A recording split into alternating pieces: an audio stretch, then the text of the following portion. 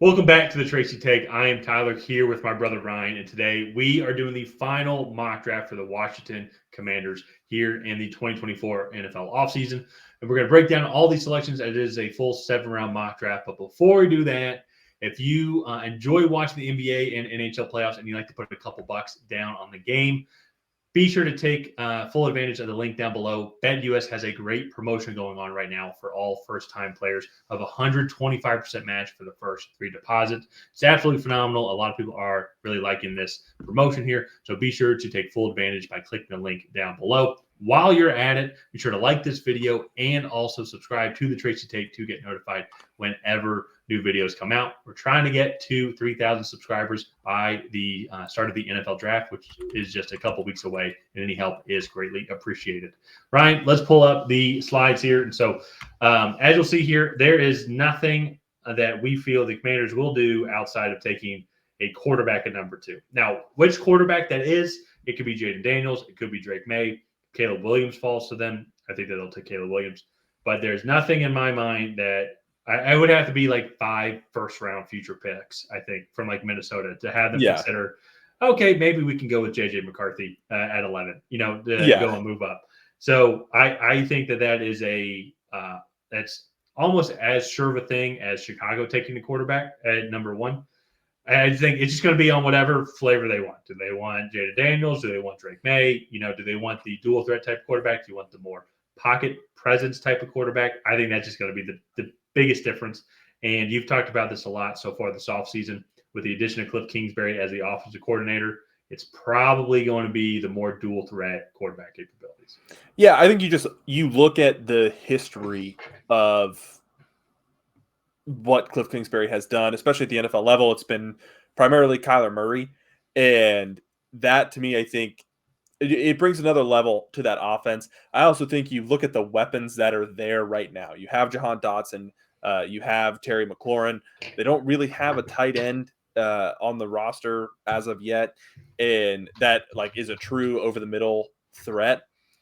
But I think when so this offense, I think, is primarily going to play outside the numbers. Cliff Kingsbury runs that air raid style system. And I just think Jaden Daniels is going to be the guy to go to. And then also I think stacking up the quarterbacks, Drake May has the bigger arm, yes, but Jaden Daniels is more accurate down the field. He's the better athlete. And I think you look at just his throwing mechanics and his footwork. He is the more consistent of the two prospects. And again, Drake May's younger, so he has a little bit more room to grow. And so there's pros and cons to each guy. I just think Jaden Daniels is the more pro ready and better fit for Cliff Kingsbury's offense. Yeah. And I also think too, the names that and I'm just confirming this, so I'm fairly confident, but the names that come to mind of quarterbacks that he has coached and I would say were successful during his time there, and especially statistically. Yeah. Kyler Murray, as you mentioned, Johnny Manziel back in college. So I think that guy like Jaden Daniels, I think he kind of fits that MO of what Cliff Kingsbury is kind of looking for in a quarterback here. And Duke can absolutely sling it, and he's probably going to be the fastest guy on the field. Having that capability is going to be huge. To your point, though, about tight ends, they did get Zach Ertz in free agency as well, but he is, 35 or 36? Yeah. So he's not – he will be a good veteran presence, but yeah, potentially could go and address the tight end position a little bit later on in the draft. So when you get your rookie quarterback, and for a team that is really struggling on the offensive line, and they've made a lot of other good offensive moves as well here. They signed Tyler Badage from Dallas. Biadasz, sorry. Yeah. I was adding a little twang to it, because he's from Texas. But you go and get, I think, also a prospect level with a high ceiling tackle who could play right tackle, left tackle. And so I think Marius Mims here at 36. Also, too, since you have these 2 picks right back to back, you can't be aggressive and maybe take a guy as more of a luxury pick as well. I like Marius Mims. You've seen him play live. How big was he in person? You could tell who Amarius Mims was on the opposite side of the field. He went to Georgia, and he was just head and shoulders above everybody else at Georgia. I heard he was as big as Bobby Dow Stadium. That's how big he was. Yeah. But no, I mean, he's a huge dude, freak athlete as well. And with some of that, he did have some injury concerns. He only started 8 games at Georgia throughout his career there. But just in terms of physical attributes, I think here at 36, I think this is exactly where you take a guy like this.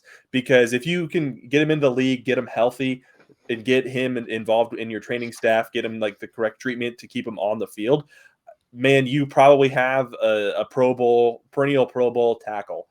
He just needs the uh, it's a little TLC, I guess, to keep him on the field because, like, he is a fragile player, which is why he's falling this far because he was not able to stay on the field at Georgia, right? Yeah. I thought you were making a So, marijuana reference there, but no. tender love and care. Okay, perfect. Yeah. Yeah, a little I get it. TLC, and he needs to be coached up. He's not physically that or he's not technically that sound. He just needs to be kind of tuned up to the NFL level. But again, he has the physical attributes that are like freakish. He just again needs that refinement, that TLC. So Gotcha. Okay. Also, isn't it THC? I think that's what it is now. So I'm touching yeah, the door. Anyways, yes, I yeah, agree with you completely. And so I want him to be as healthy as possible here. I think you also go get a guy like Chris Braswell, sticking in the SEC edge rusher from Alabama, a guy opposite of Dallas Turner. I think you traded a lot of guys in the season last year. Montez Sweat, Chase Young, get some draft picks here, start to replenish some of that talent here with this extra second round pick. He's a guy. Good, consistent edge rusher. I think if it wasn't for Turner and Verse, I think he could potentially be a first round prospect here of teams looking for a middle first round, late or middle first round, early 20 level pick. So yeah. let's move on though. Now they also have 3 third round picks as well. Yeah. So go and get Brendan Rice here. They did lose Curtis Samuel in free agency, and so I think you get with your rookie quarterbacks, you also want to get him a rookie weapon here as well. Brendan Rice has slowly been working his way up the draft boards as well. I think he does kind of stand out a little bit compared to some of the other middle tier receivers just because of his size. He can't be more than an outside receiver. I think something too within this system with Terry McLaurin, Jahan Dotson, not like they're small receivers, but I think now you have like a more bona fide, this is going to be an outside receiver. And then you can move Terry McLaurin and Jahan Dotson around kind of as you see fit, kind of allow Cliff Kingsbury to be as creative as possible. Yeah, and that's like you said, he is a little bit different than those guys there. And one of the things, he isn't the most nuanced route runner. He doesn't separate super well throughout his routes. He needs some refinement there, but super, super competitive at the catch point. Also, with a quarterback as athletic as Jaden Daniels, Brendan Rice was very good when Caleb Williams was getting out of the pocket and scrambling. He was very good at scramble drills as well, kind of the continuation of the play. So I really like him as a fit. Let's move on to their second of 3 third-round picks here. Andrew Phillips, the cornerback out of Kentucky, just a really super athletic guy. I think you look at what Dan Quinn loves in defensive players, and elite athleticism, I think, is top notch. And Andrew Phillips has some flaws on tape, right? Can be a little over aggressive, can maybe rely on his athleticism a little too much.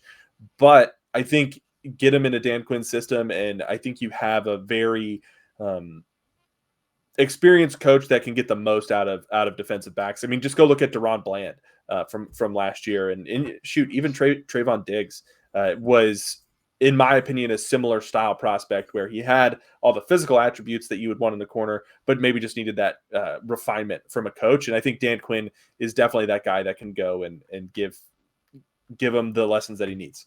Yeah, especially too. I mean, with 3 third-round picks, it kind of at this level, Andrew Phillips is somebody that can come in and provide some good minutes, but also too has the ceiling to be a consistent, potentially even number 1 corner if he gets there. But at minimum, he could be a good number 2 corner or nickel corner guy that can can come and sub in and help out with this Commanders team that really just whiffed last year, drafting Emmanuel Forbes, in my opinion, with the 16th overall pick, especially too with Christian Gonzalez going next to your Patriots. I'm sure you're happy about that. Oh, for sure. So I still think just need to keep working on that secondary, especially then as well with how good this NFC East division can be with all their good receivers they have. So wrapping up their top 100 picks here, we do have them going with Zach Zinter here at the 100th pick. I feel confident Zach Zinter is going to be close to ready, if not ready, by the start of the season. Just that would be about 10 months from when his injury happened in the middle of November. So I think you go and get this prospect here. I think Zach Center would be a fringe first-round pick, early second-round pick if it wasn't for his leg injury. So I think you go and get him here. As we've already talked about a bunch with having a rookie quarterback, you want to protect him at all costs. I think now with this draft that they've had so far, you go and get a high upside receiver, also something a little bit different that you have as well. You go and get a high ceiling prospect tackle, Mary Smith, and here you get I would think a very smart and polished offensive interior offensive lineman that you can move around anywhere inside the interior. So yeah, and I look at that right guard spot. You have Samuel Cosme, a converted tackle from Texas that they drafted a couple years ago. I think Zach Center could slot in right at that spot and be a day one starter here if he can come back and be healthy. Yeah. So, but let's move on to their day 3 picks. They only have 3.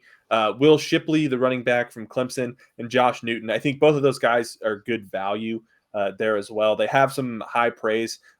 Trey Hodges-Tomlinson was the cornerback at TCU last year that won the Corner of the Year award. I forget what it's called. And Josh Newton was clearly the better corner on that team. So to get him here at 152 is good value.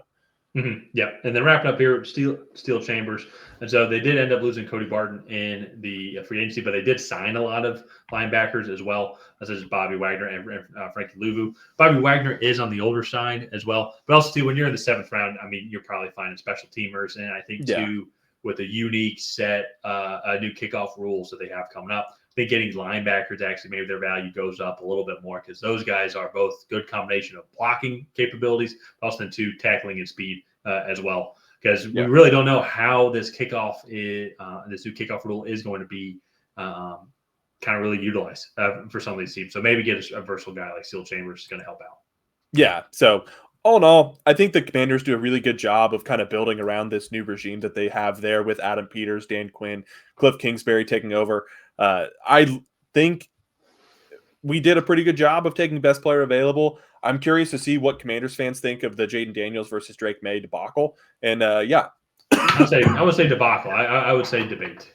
Yeah, debate. Well, it's just who do you pick, right? Because if you're in New England situation, you're like, well, we have here are the top 3 quarterbacks. We're picking 3rd, so we'll take whichever one falls to us. If you're Chicago, you take whichever one you think is best. But if you're Commanders, you're kind of stuck in the middle of like, well, we're not getting the best quarterback, so like which of the lesser 2 do we want? And like, so I think it's a little bit of a debacle because you don't want to pick the wrong one of the 2. Well, yeah, of course. I think probably the best way to go about it is find out which one's going to win you a Super Bowl and then select that guy. Yeah, I think that would be my strategy moving forward. Yeah. So all in all, I think this was a good draft for the Commanders. Let's go ahead and wrap this up here. If you guys have not already, please go ahead and like and subscribe. Leave a comment down below on what you thought of this Washington Commanders 7-round mock draft. Sorry, I lost my train of thought. I got a text right in the middle of that.